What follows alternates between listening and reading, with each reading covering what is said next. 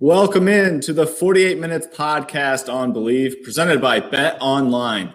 I'm Ross Geiger, joined alongside Bruce Bernstein of Pure Hoops Media and World B, Michael Freer.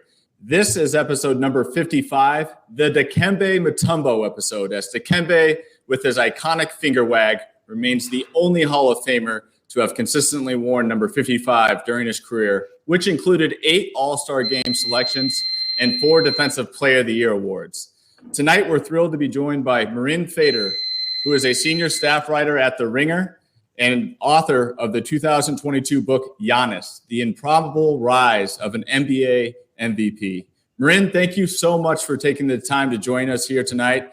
And how have you been doing so far this summer? And since you are the master of words, in my eyes at least, give me a word you'd pick to describe this past month or so in the NBA, with the Nuggets securing their first title, the Wemby draft, and of course, a free agency period for the ages.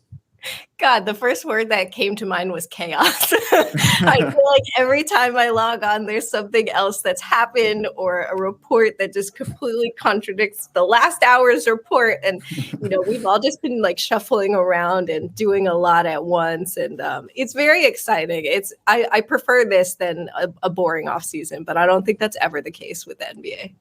I think we would agree with you there. We definitely love all the action, but it has been chaotic, to say the least there. And before we do move on here with the show, I do want people to know, for those that might not know Mirin, I'm fortunate to have known her from my own experience, getting to know her through her book, Giannis, and how detailed she is on all her featured writing. She always goes above and beyond in the time she spends with her subjects, and all the calls she makes to those that her subject are, of course, close to. And, of course, you can do yourself the favor and read her work yourself, and it kind of speaks for itself if you're reading it.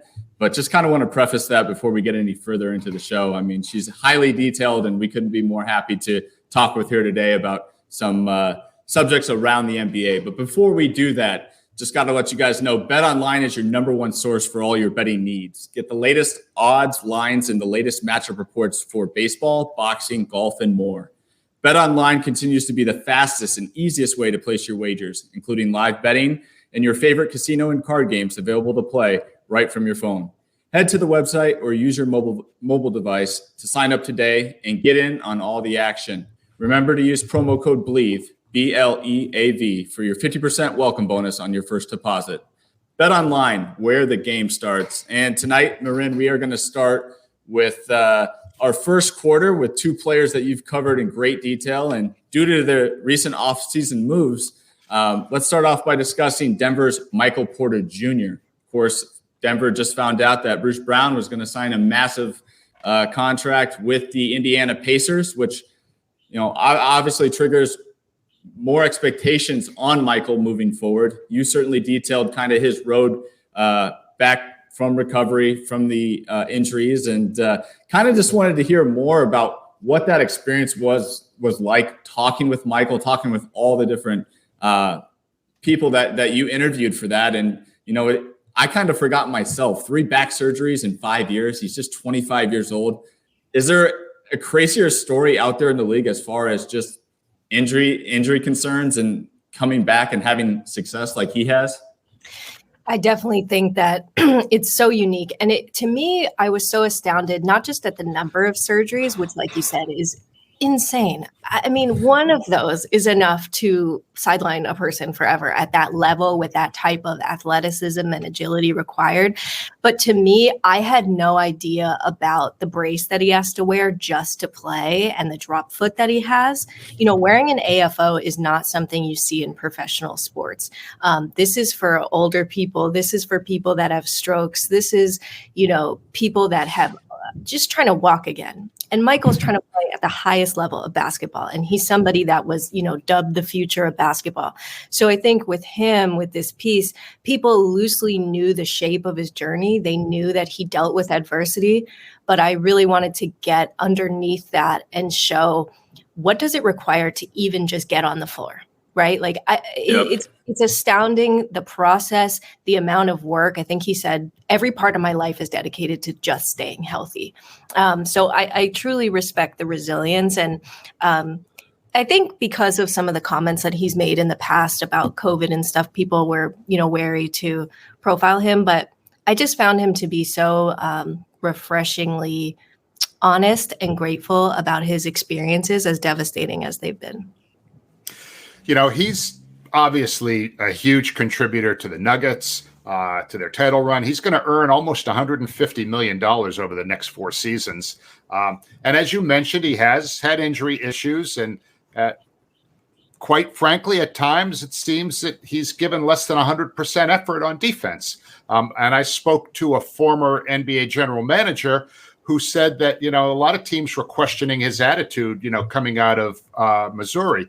So is he somebody that you feel is just kind of gradually maturing and his issues are going to soon be behind him? Or could you see him maybe wearing out his welcome in Denver at some point if those issues don't kind of go away? I think he's made tremendous strides on the defensive part for sure. That was a huge gaping hole in his game.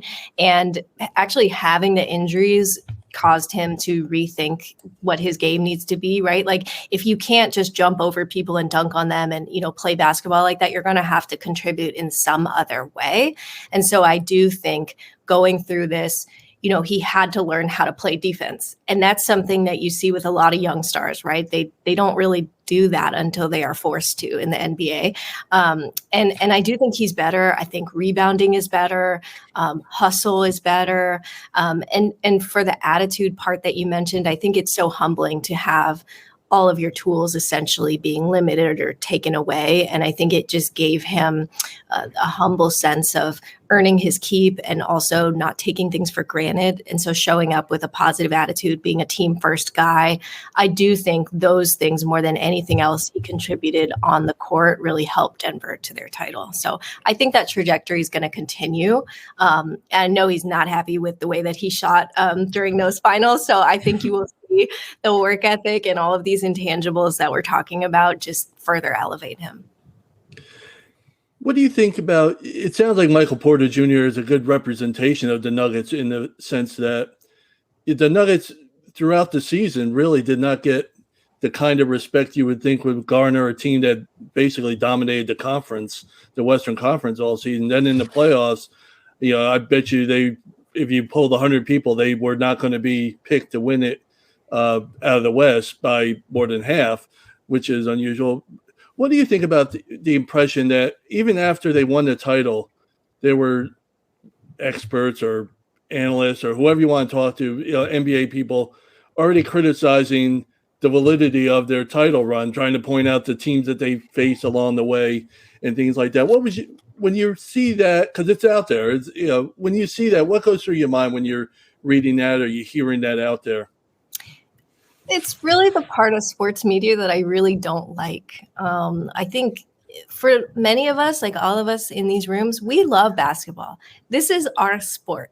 We admire greatness and we try to, really respect it. And I just feel like there's this attitude sometimes in sports media of just being mean-spirited, being negative, and it's just not fair. I think the Nuggets, not only were they incredibly talented, but they were all really team first, selfless guys. And I just think it does a disservice to what they accomplished to just continue this narrative. And it's like, where do narratives start? Our industry starts them. They start them, yep. And the next person listens to that, and then they think that's the narrative, and then they go on a podcast and they share said narrative, and before you know it, like, that's the conversation. So that part really, really bothers me. I actually really enjoyed watching this series. I really respected Denver. I was supposed to profile Aaron Gordon earlier in this year, and like that profile fizzled, but I felt like, look at his story alone. Like, how interesting is his story? So I don't know. I feel like we're always looking for ways to discredit success instead of admiring and studying the game in a way that is, that just takes the game seriously, takes the basketball seriously. There's so much room for NBA discussion to be more oriented within like the actual game rather than the storylines around the game. Now, in your piece on Michael, of course, you did bring up the draft slide and how he was a projected probably top 3 pick, if not number 1 in that year's draft class. I'm curious on what you would think about Cam Whitmore's draft slide. Of course, you cannot compare the two players. You can't compare the two medical concerns with either one of them. But just based on your experience and having the opportunity to get to know Michael and speak to all those that you did for this piece, I mean, if you were a general manager, do you think you'd take a gamble on a guy like Michael, like a Cam Whitmore that is supposed to be a top 5 player in their draft class and they just keep sliding down the board? Based off what you kind of experienced and learned throughout that process writing that piece, I mean, what's your take on Cam Whitmore? And is that something that you would do if you were a general manager? I mean, I was definitely surprised, of course, watching it like everyone else was. But yeah, it's an interesting question because obviously the Nuggets, do we want to say it was they knew or they had this hindsight? Because of course they didn't. So I would say if I was a GM, yeah, I would, but it would be a calculated risk. It's not just, okay, I'm just going to take Cam because, it's more just like the intangibles that Cam has.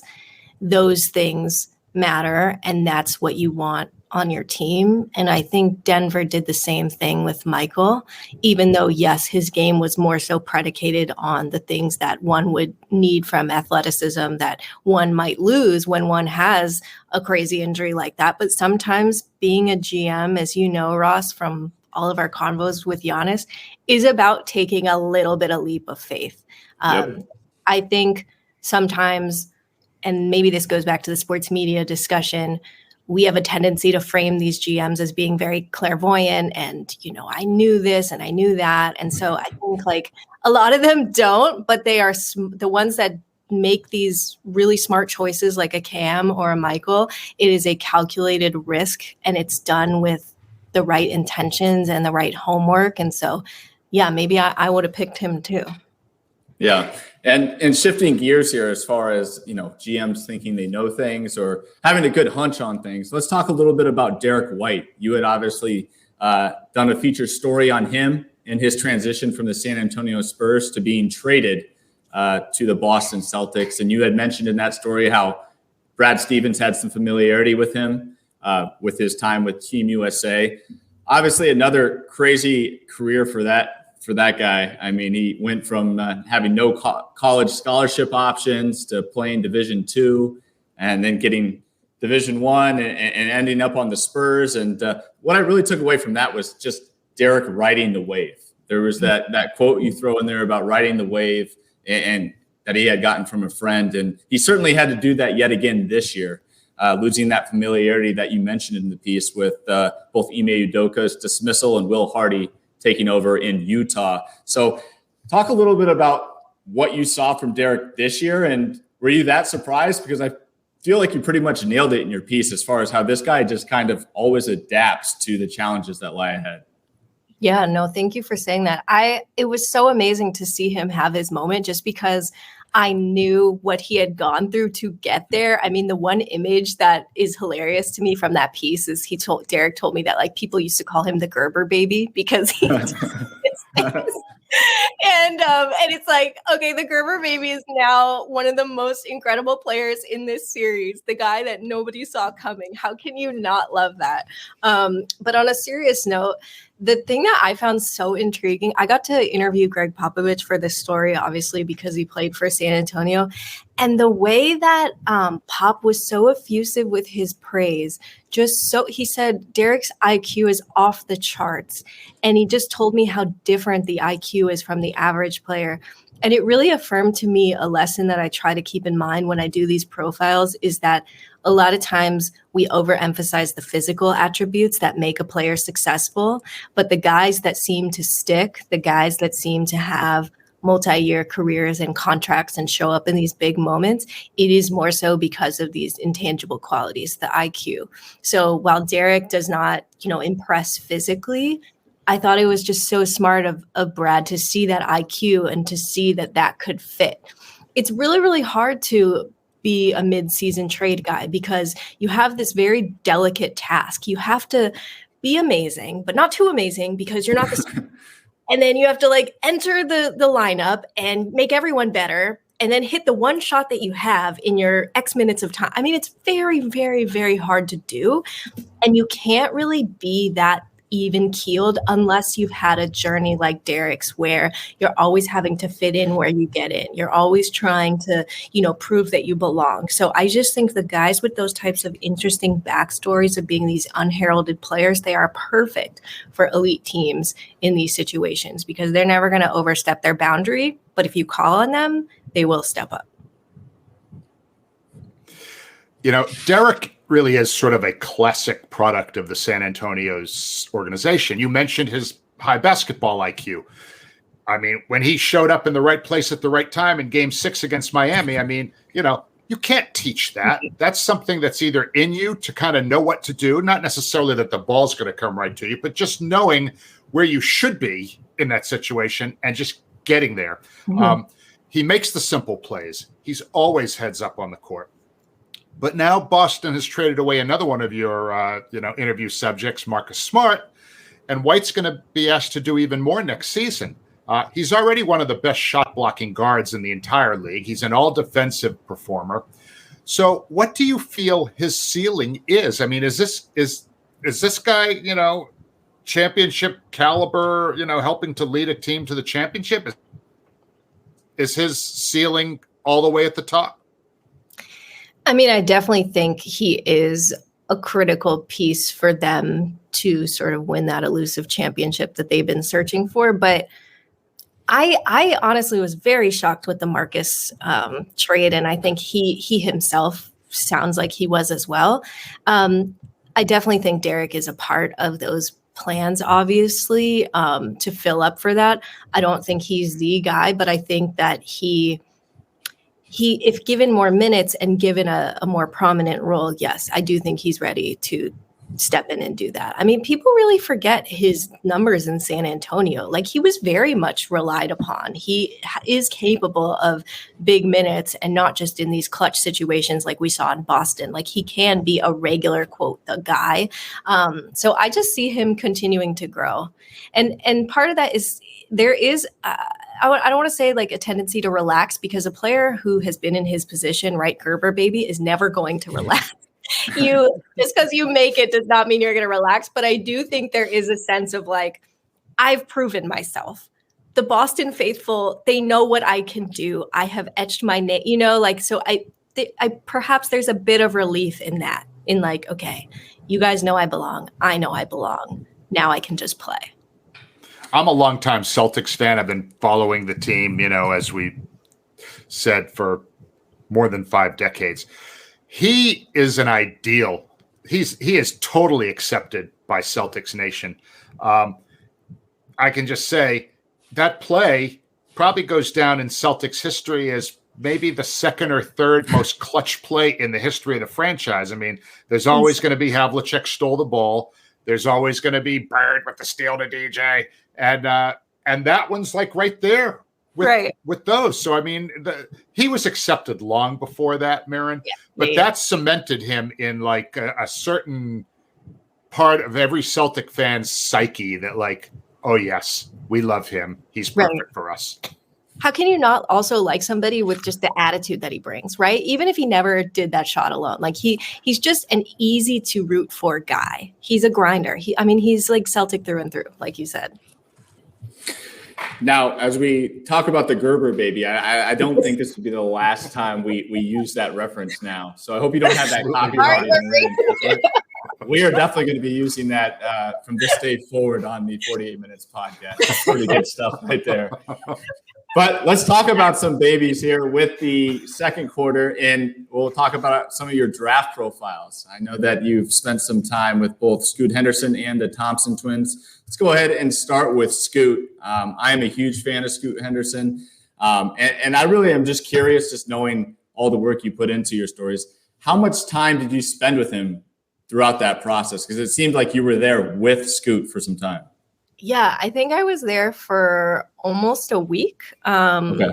And I went to his house, so his sisters were there, and they've rented a place, and so I went to the place that they all live, and yeah, it was really cool because it was before. I mean, obviously everyone was talking about Wemby, and Scoot. Obviously, that name was there, and people knew he also was generating buzz, but it wasn't to the level it is now. So I think I sort of got in when there was more time for access before things got really crazy. So I was really fortunate to go, because you just kind of can't get a sense of what these guys are like until you're like up and close and personal. Yeah. And so in the story, of course, you mentioned the family support quite a bit in there. Well, we heard from Mark Spears on last week's episode just how important the family gym was for Scoot growing up. Can you talk a little bit about what you learned about that family dynamic? It seems like they all are just huge support systems for one another. And of course, that's going to be huge for Scoot as he takes this big next leap to the NBA. Yeah, in Scoot's family's home in Atlanta, there's these framed photos of quotes from all his grandparents, and it's from each of the grandparents, like a quote that they live by. And it's just so wonderful to see that in the home, is that just right when you get there, there's like this immediate sense of rootedness, of family, community, closeness. To me, I think my favorite image about the family from that profile was the parents would bring their car and drive all the kids to this outdoor court, and they would just bring their fold out chairs and sit there. And then when it got too dark, the parents would go in the car and just turn on the car, and so the lights would flash onto the court. And I just thought awesome. I just thought it was such a beautiful moment, and it just shows like the dedication. And it's not necessarily that the parents were like, oh, we're doing this because we want our kids to go to the NBA and they need to be the best. But it was just like, no, our kids really love this game. It makes them happy. It's a place where they can be together. We're going to support that. I mean, how many parents would stay out there for like 5 hours a night after a long day? So I was so impressed by that. And I can't understate enough the impact of his sisters. I mean, they beat him up in the post. They were older, they were bigger, they were wiser. I mean, he just like did not stand a chance for the first couple of years of growing up. And so I think it was just like losing and dealing with failure to his sisters like really motivated him.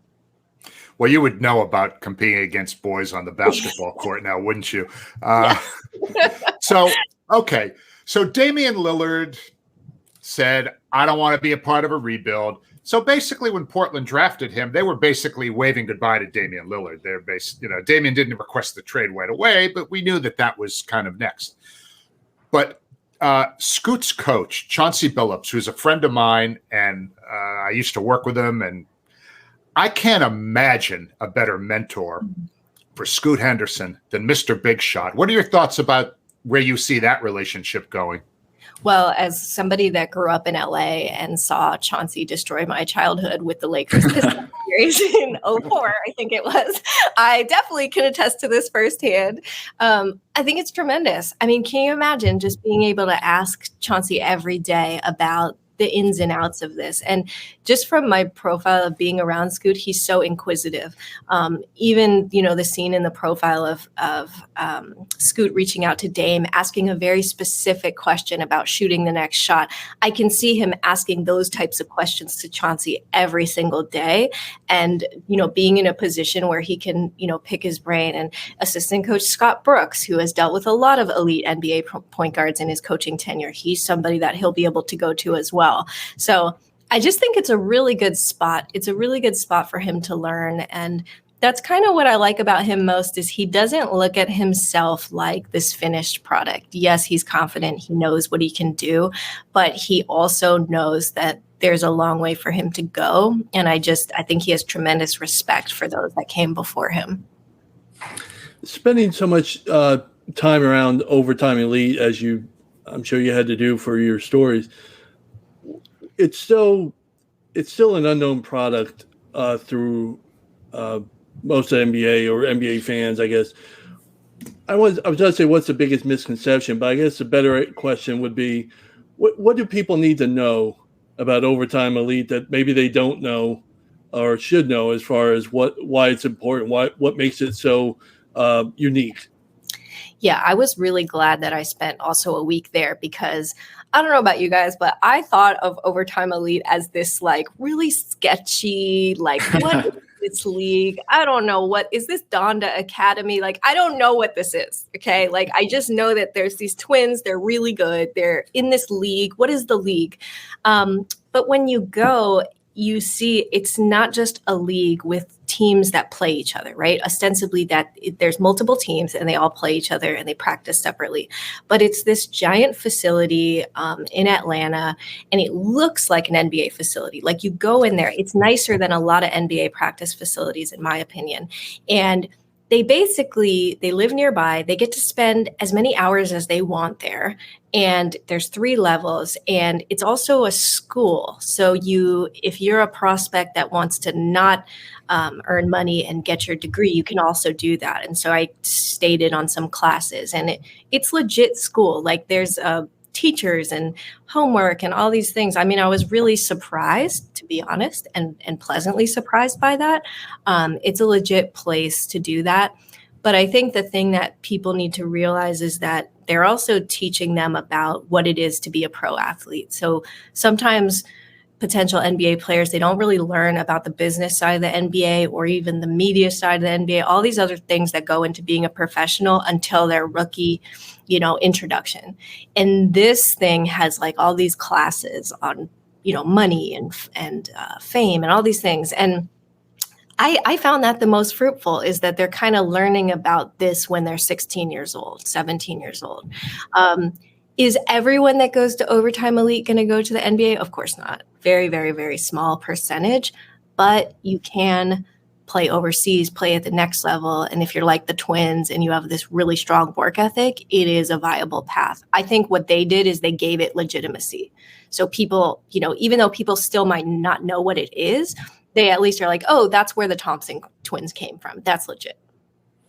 Yeah, and this was a big deal this year because I believe they were the first players from Overtime Elite to ever be drafted. In their inaugural year, I don't think they had someone that was actually drafted. Of course, there were guys that played on summer league teams and whatnot, stuck in the G League. But to have 2 twins remarkably end up going back-to-back with Amin to Houston at 4 and Ausar to Detroit at 5. They got 2 top 5 guys. That's only going to help the momentum moving forward for Overtime Elite. With my experience having worked in Phoenix on the Suns coaching staff with the Morris twins, I saw firsthand how inseparable that bond can be for twins. And, it seems very similar between Amin and Ausar.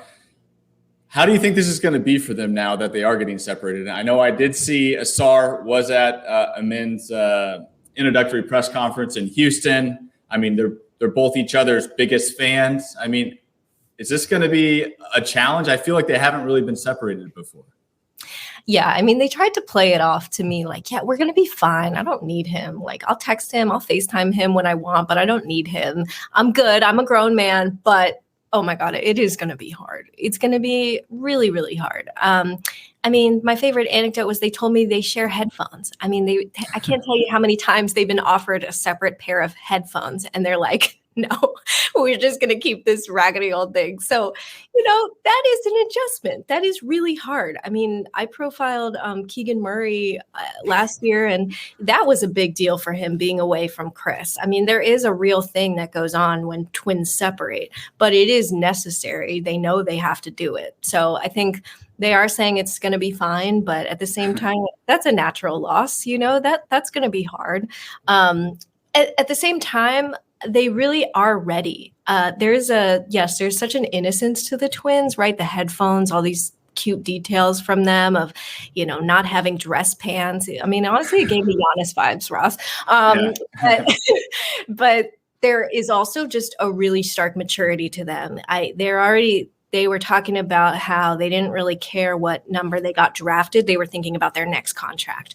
They weren't thinking about what they're going to wear. They were thinking about who they're going to face in summer league, and they're already watching film. I just think they think beyond this moment. So I'm pretty sure that maturity is going to help them deal with that sort of really big life change. In reading your piece on the Thompson twins, I was struck by how their parents seemed very similar to Scoot Henderson's parents. Did you come away from your interactions with any feelings about the roles of the parents in the success of these three guys?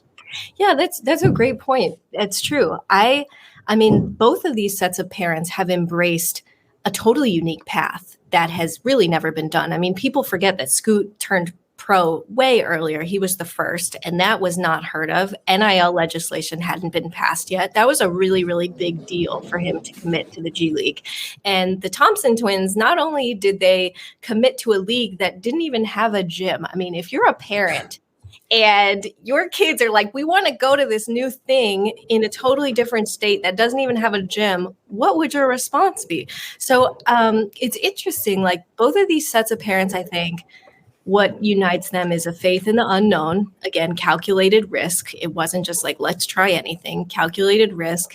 The ability to do something different, not relying on traditional models. I think some parents are obviously really grounded in what's been proven, right? The path has been traditional. You play high school, you play AAU, you get recruited, you go to college, you go to the NBA. These parents are realizing that there are alternative routes out there. And even if they're not proven yet, they were at the forefront of change. And I guess they had the boldness and the fearlessness to try something new, which is really cool to think about. I hadn't thought about it that way, but yeah, you're right. They are very similar. And before we go into break here, I just got to get your pulse on this, Mirin. I'm going to throw a best bets out there, which I do from time to time here on the 48 Minutes podcast. And I'm just going to come out and say, I think Scoot Henderson is going to be the rookie of the year. I would definitely hop on that for anyone that is a sports bettor, because I think the odds will go ahead and change once Dame is actually traded. But if anything, they're only going to get pieces to surround Scoot Henderson with. So unlike Wemby, who might have some minutes restrictions, I mean, Scoot's going to have the keys there with Chauncey Billups on his side. Am I crazy to think he could win Rookie of the Year? Slightly, but I think it is possible. I don't know what will happen with that. The one prediction I do have, and I don't like to do this because I'm not in that business. I feel like we are not weather forecasters. I don't like doing it, but I think Ausar is so much better than people realize, and they've been very biased towards Amen and saying he's the better twin, and I think people will be very pleasantly surprised to see how well Ausar does. Love to hear it. And with that, we've gone ahead and reached our halftime buzzer. So we're going to take a quick break and come back with you for the second half.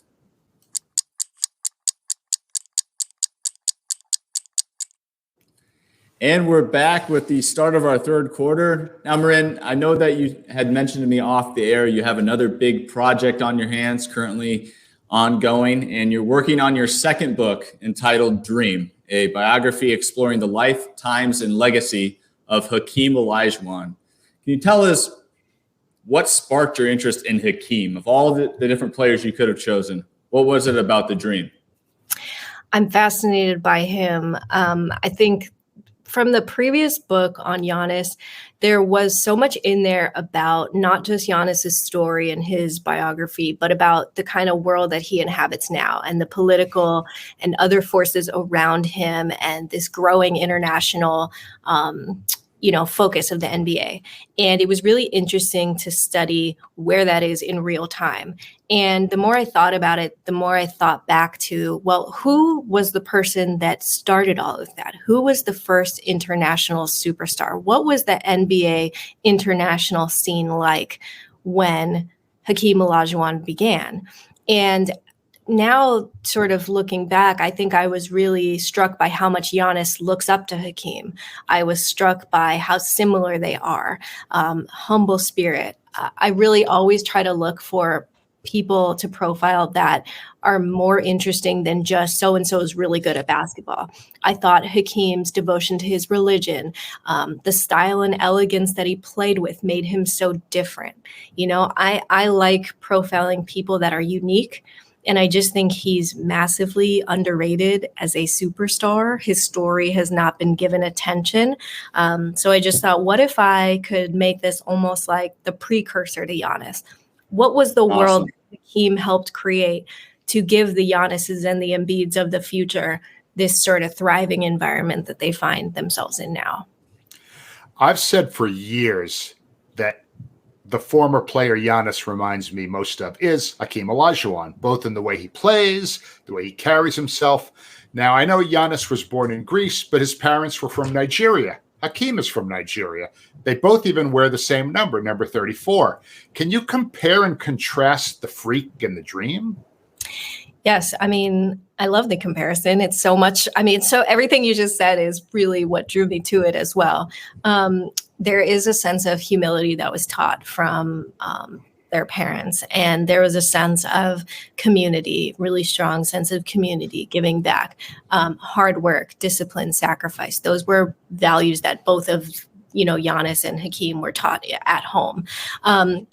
While it is different in the sense of Hakeem was extraordinarily private with his family life, Giannis is too, but now you see his brothers as way more front-facing than maybe when he first started, for sure, before that first MVP. So I think that is slightly different, although Giannis, of course, is an extraordinarily private person too. I think he's just a little bit more out there in terms of his family and branding.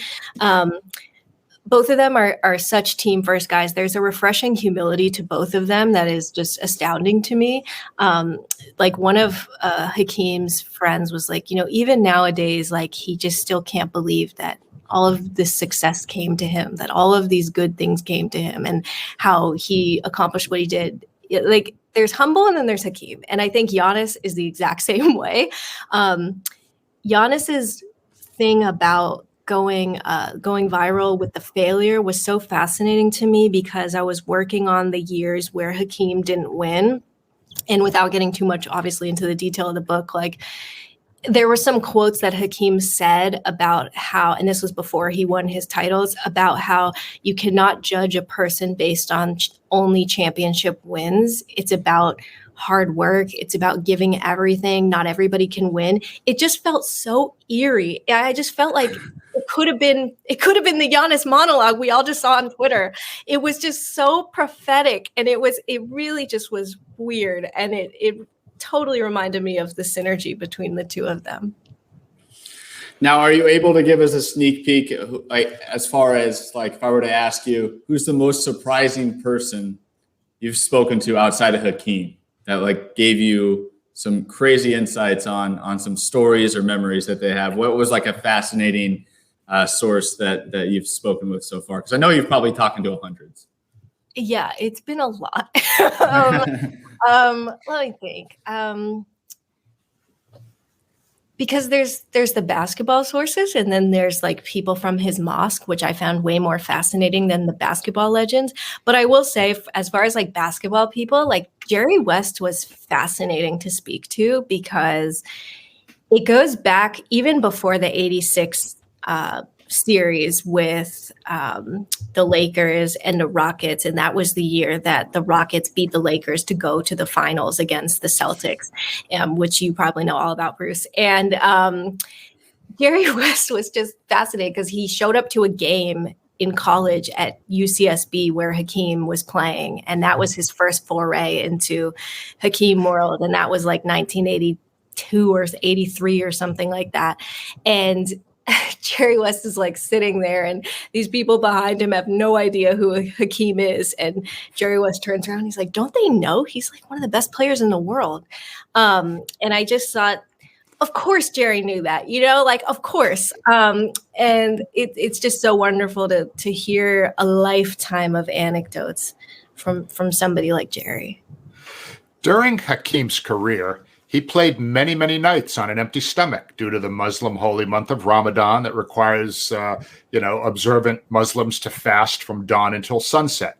His mental discipline must have been incredible for him to perform so well under those circumstances. What did you glean from him about how he handled all of that? It was amazing. Working on that section, it's so much about the paradigm shift between like what, say, we might think as like, aren't you thirsty? Aren't you, hungry. And for him, he felt the opposite. He felt better. He felt revitalized. He felt spiritually replenished. He felt that this was an exercise in will and discipline, and he looks forward to it. So I just thought that was fascinating to hear. Obviously, it is a completely strenuous thing, but the way he thought about it, of course, as, I am performing my duty as a Muslim. Like, I am observing the will of God, what he wants me to do. So different than a lot of what the sports writers were asking at that time. It's fascinating. Sounds like a really awesome book. I can't wait to get my hands on it myself. When can we expect that on bookshelves? Do you have like a date or a month or a season? God willing, 2024. That's the plan. Don't have the exact date in 2024, but it is 2024. So I'm so excited. It feels so weird, like I spend so much time like speaking with you about Giannis, and it's just so bizarre to like be on a second project. So I'm really grateful. That's awesome. We all the best to you on that. And we certainly wish you the best of luck with the rest of the book there. We'll go ahead and go to our fourth quarter now, Mirin, and we're going to have some fun with you playing a little game we like to call word association. So we're going to go ahead and give you a name, and then you're going to tell us the word that comes to mind and maybe some brief detail into why you chose that word. And we'll let World Beast start. Okay. Well, I guess I'll start with Giannis. Adorable? Is that wrong? No. And do you have any other? Sorry.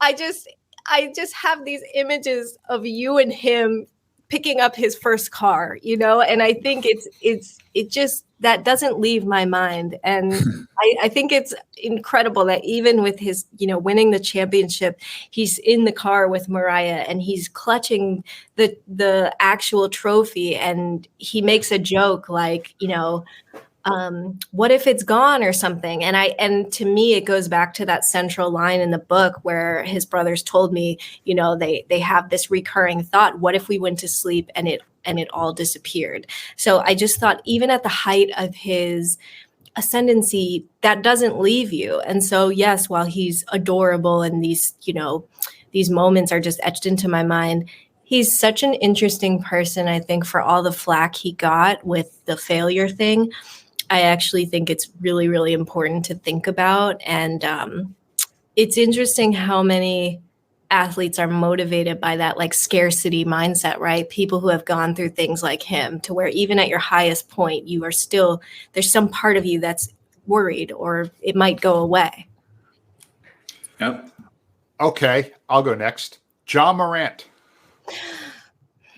Well, my first word was creative, but it's been hard for me watching all of this, because when I did the profile of him, he was in college. This was obviously before all the attention and fame, and he was just so, we're used to, as media, they're like, how can we give you as little time as possible with the athlete so you can do your job, right?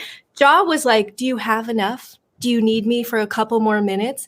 And it was so refreshing. And it just showed where he was at that point in his life. He was not used to a lot of people coming around, and they let me watch the whole practice, which is also like absurd to happen.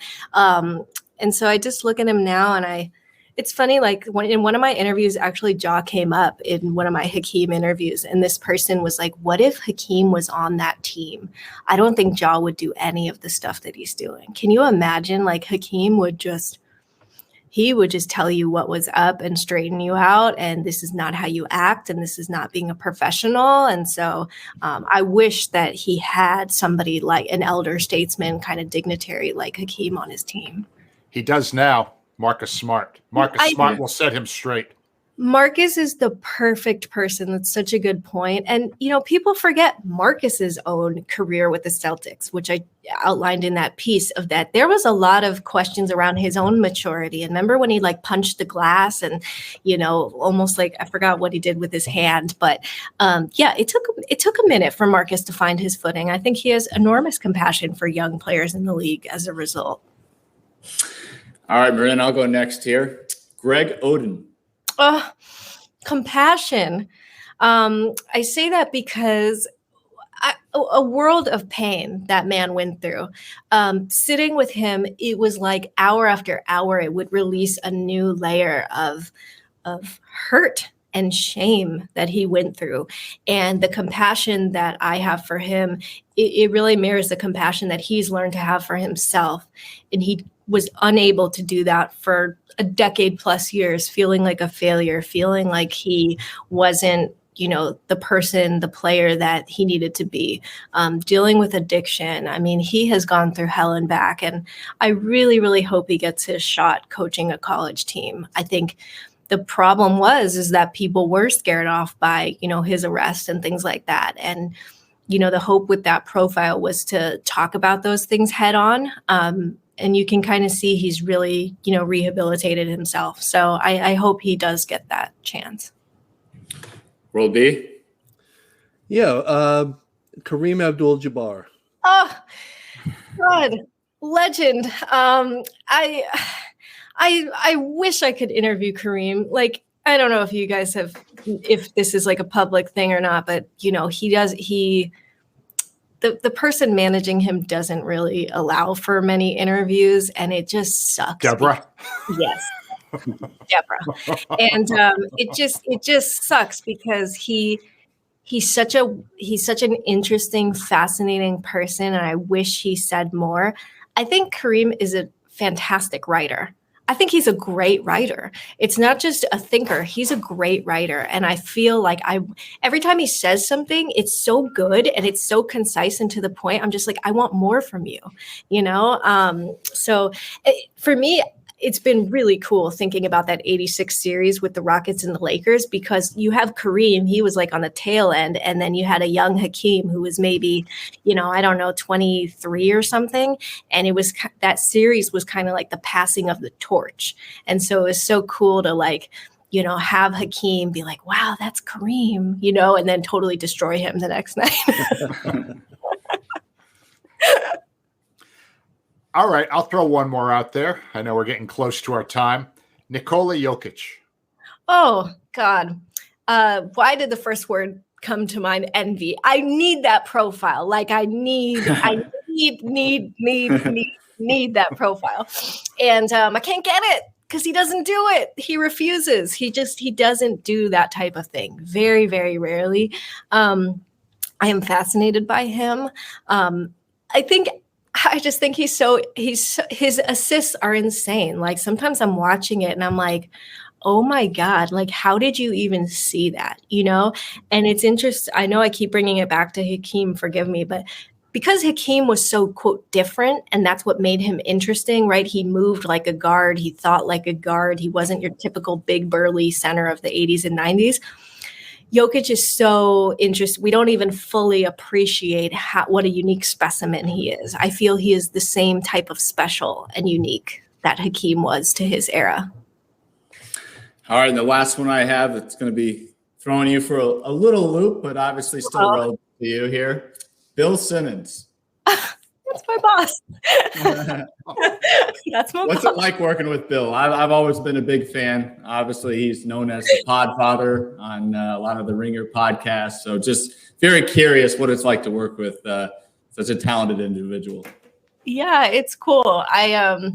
It's funny because like a lot of my friends listen religiously to the pod. Like it's like a cult. And when the new pod drops on a Sunday night or whatever, they text me as if I have some teleport to him, which I don't. I'm listening to it like everyone else.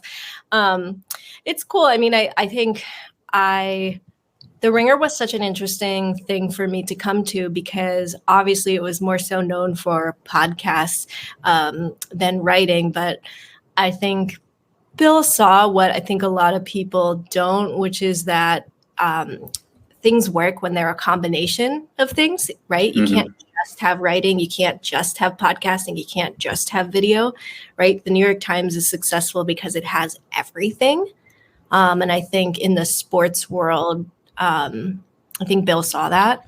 So I'm just extraordinarily grateful that there is still a website. And, Grantland was like my heart and soul. Like I read everything on Grantland, and I pitched to them when I was in college, and getting rejected was so heartbreaking, but it was so cool to have the guts to try. And all these years later to then be writing for the Ringer is really cool. Awesome stuff. And Mirin, we want to thank you again for joining us on tonight's show. It's been a joy having you on and having you share your thoughts, experiences, and perspective on all things around the NBA. How can our listeners find your work, and how can they follow you on your social media platforms? Yes, well, if Twitter doesn't disappear in 2 seconds, I am just at Mirin Fader, MIRINFADER. I joined Instagram finally after like a decade of resisting, and I only did this when that day on Twitter when everybody was like, RIP, it's gonna die. So I was like, God, I finally have to get an Instagram, kill me. So I'm on Instagram, same handle, and I spent so much time on my website. That would be the biggest thing if you guys want to read it, mirinfader.com. And look out for the book in 2024. Be so grateful if people read that. And of course, you can find my Giannis book anywhere you buy books. So I appreciate you guys. This was so fun. Yeah, thank you so much for being here. And with that, that will do it for this edition of the 48 Minutes podcast on Believe, presented by Bet Online. Thanks for tuning in, and we'll be back with you next week to be sure you're up to date in 48 on all things around the association. Take care, everybody.